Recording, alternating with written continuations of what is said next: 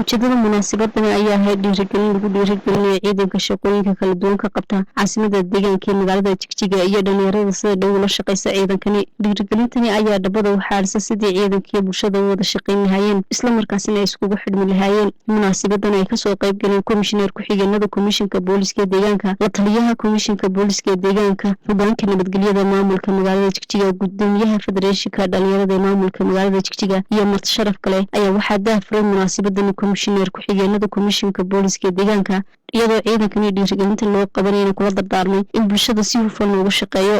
marka nabadda aan haysano waa mid wanaagsan, nafsi maalba ha u badnaatee oo 27 sano oo soo ololeynay ayuu ilaahay nafsi maalkeedii ina siiyey.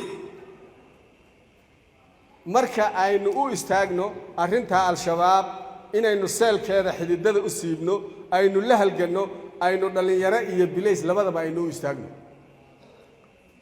waxa weeye marka goormaynu u siibi waa inay dhalinyarta iyo bilaysku shaqo mid ah ay qabtaan oo hal far ah noqdaan. hooyada iyo aabaha cidda fariinta gaarsiin waa aad loogama baahna. hadday dhalinyarta iyo bilaysku isfahmaan, hooyada iyo aabaha yaa wax u geeya wax u sheega, dee dhalinyarta u geysa. ilmo waliba aabihii hooyu ka yimid, aabihii hooyadii annaga iyo booliskii baa shaqada soo wada qabanay. booliskii baan arrinta quruxda badan ka soo aragnay. maanta markii la yiraahdo hooyadii iyo aabihii halkaas ay wadada ka qabsanayaan iyagu, laakiin booliskii baa ay caydsanayo hadda iga reebo ilmihii isagoo neeftuuri hadduu u galo aabihii iyo hooyadii halkay aabihii hooyo tageen. dhaxdeenna wixii ka muuqda ee ay ka arkaan ayay iyaguna qaadanayaan, waxna inoogu qabanayaan. markaynu heshiino ee aynu sidaa u shaqayno, aynu inagoo degan oo xasiloon u hooyanaynu u tagno, way inoo ducaynayaan, guryuhu ilaahay inoo barakayn.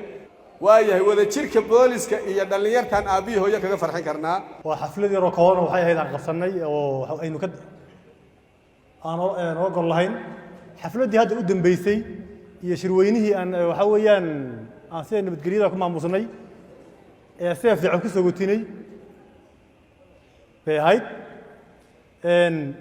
booliskii deegaanka iyo hay'adaha amniga oo isku duuban iyo dhalinyartii ayaa waxaan sameynay gool laba ilowaan aan sameynay bay ahayd. haddana tiim si laba jibaarina oo qorsheeno inaan si laba jibaaro bay ahayd.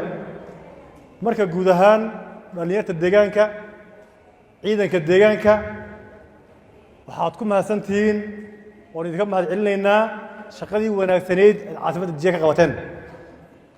runtii shaqo wanaagsan bay ahayd oo waxa weeyaan farxad leh oo dhihi karo waxaan muujinay lahaansho iyo waddaniyad baan muujinay. ciidankan cusub intuu soo biiray ee magaalada loo tababaray shaqooyin fiican way qabteen. halkiinii waliba toddobaadkii hore waxaa la lahaa dhihi jiray gacanta ma yaqaanaan iyo gacan dharbaaxada.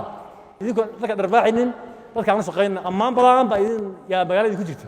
dhankooda dhalinyarada kasoo qayb gashay munaasabaddan iyo saraakiisha booliska waris la yeelanay ayaa yidhi sida tan. xafladdan maanta ka dhacday dee meesha ka dhacday naloo qabtay boolis commissionku noo qabtay aad baan ugu faraxsannahay annaga iyo dhalinyarada nabadgelyada ka shaqeysa. waa ta koowaad cadowga inaan kuga guulaysan karo aanu aaminsanahay wey. annaga iyo bulshadannada iyo dhallinyaradannada oo gacantays haysana ayaanu ku qaban karaa mataqaanaa cadow kusoo qaban karaa. hadduu tuug yahay, hadduu burcad yahay, hadduu al-shabaab yahay iyo hadduu seel yahayba waxaanu kusoo qaban karaa kolkaan annaga iyo bulshadannada aan gacantays haysano. kolka hore waxaan ahay anagu dhan baan ka ordiinay, bulshadana waxaa weeye dhallinyarada dhan anagu baan naga sii cararayn. marka mar haddana isu soo dhowaanay oo maanta intaan su nimid aan isdhex gallay oo iyaga ka wada shaqaynayno nabadgelyada aan ka wada shaqaynayno, marka waxaa weeye nin cadowgii nuga dhex noolaan karay ka dhigan tahay. ciidanka booliska dowladda deegaanka oo naga dhigtay garabkoodii koobaad, isla markaana anagoo matalayna dhalinyarada ama shacabka ku dhaqan caasimadda Jigjiga ahayn dhalinyartii soo ag istaagtay, soo garab istaagtay dhanka amniga iyo waxqabadka inay dhiirigeliyeen, inay maanta noo muujiyeen aan dhalinyartoodii nahay, ay garabna siiyeen ilaa saaka 8 ilaa maanta xafladooda dhamaanayso ilaa qada karintoodii ay nagu casuumeen oo ayna tuseen marnaba inaan ciidanku naga maarmaynin. waxaan idin leenahay ciidankayga waan idin jecelahay, abaal baan idin haynaa, waan idin taaganahay, waxaan nahay garbihiina aad ku duuleyseen. waxaan ballan idinku qaadanay inaan cadowga aan idinla weerarno, mar walbana amniga aan sugno, garabkiina aan taagnaano.